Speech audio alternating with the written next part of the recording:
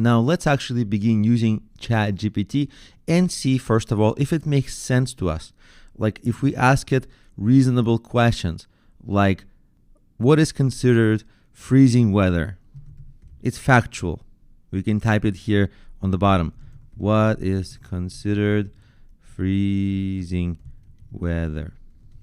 And we'll see what it says. And you see it's writing as it goes. Now let's read it together to see if it makes sense. Freezing weather is generally considered to be weather that has an air temperature of 32 Fahrenheit or 0 Celsius or below. This is the temperature at which water freezes and turns into ice. So this, if you were to ask me, I would not be able to give you such a precise answer. This is much better than a human, unless you're a chemist or a scientist and you work with this all the time. However, the actual definition of freezing weather can vary depending on the context and specific conditions being referred to. Interesting. Now it's getting subjective a little bit, which is really fascinating. For example, some people may consider any temperature below 50 to be freezing, right? Because people use that as a common figure of speech, but it's not technically freezing. While others may consider temperatures below 20 to be freezing. Ultimately, what is considered freezing weather is largely a matter of personal perception and can be influenced by factors such as wind, chill, humidity. Cool. So this is a very broad, great answer. Far better than any person I know could say, because this gave a technical, scientific answer. It gave a subjective, humorous answer, and it also gave other contexts, right? Because we're not living in a scientific lab. We're living in the real world where like weather and how things feel to us depend on wind chill, humidity, and amount of time a person is exposed to the cold. Amazing, right? Very detailed answer. Now, this is weather, and you can probably fetch content like this from something like Wikipedia. But let's give it a complicated question and see what it does. Let's say, what is beauty? This is a question that's never been precisely answered in philosophy. Many philosophers tried, starting from Socrates 2,500 years ago, but no single answer has been universally satisfying. What is beauty? Let's ask and see what happens. So I'm going to just search here, and it's going to think a little bit. Let's read it together. I'm excited. Beauty is a complex and multifaceted concept that can be difficult to define. Yeah, of course. In general, beauty refers to the qualities that are pleasing or attractive to the senses, especially to the eye. This is debatable, by the way, because you can have beautiful feelings. People can be beautiful because maybe they're inspiring, not because they're good looking. So this is actually where this can be philosophically challenged, but this is hard. And of course, we know beauty is inside of you, right? Those kind of nice things to say and think. But let's keep going.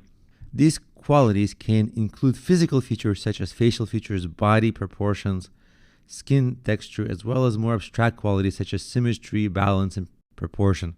So it's talking about people being beautiful, but what about music being beautiful? So it's a little limited so far.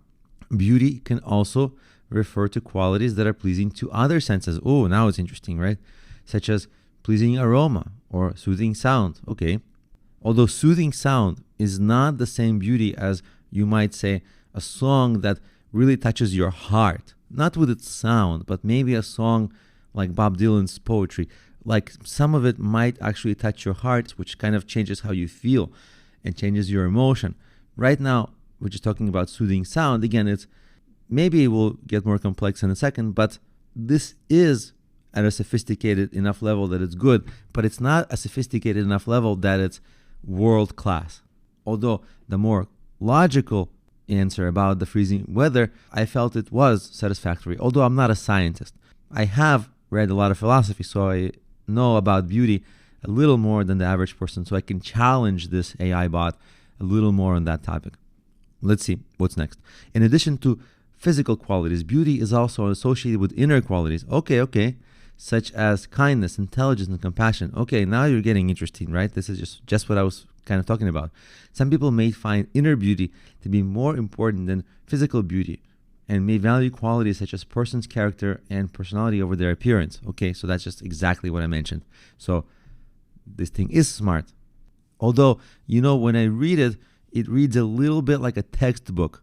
This is the first thing, this is the second thing, this is the third thing. It reads very professionally, but it doesn't read like it has a unique voice, which a human would. So let's just read the last paragraph here.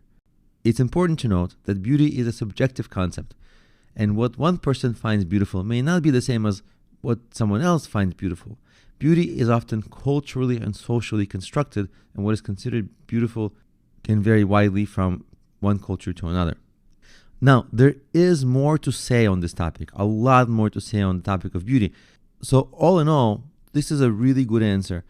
You could, of course, go deeper into the topic of beauty, but right now we only have 3 paragraphs, and for 3 paragraphs, this is quite a nice and balanced answer with multiple viewpoints. Does it have all the viewpoints? Not really. Does it go deep into any? Not yet. But let's see something interesting.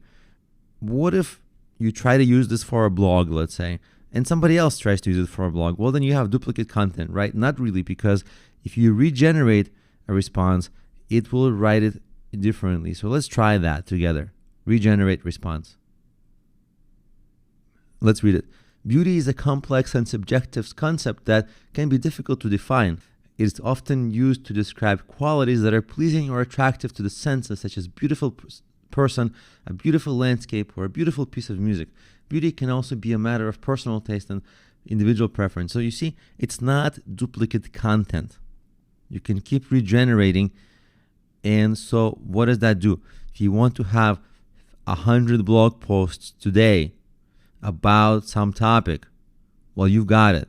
Of course, you can't just copy and paste. You have to add photos to your blogs, maybe a video embed, maybe you will hyperlink to some other blog posts. So you have to edit it, and you have to use your own unique voice.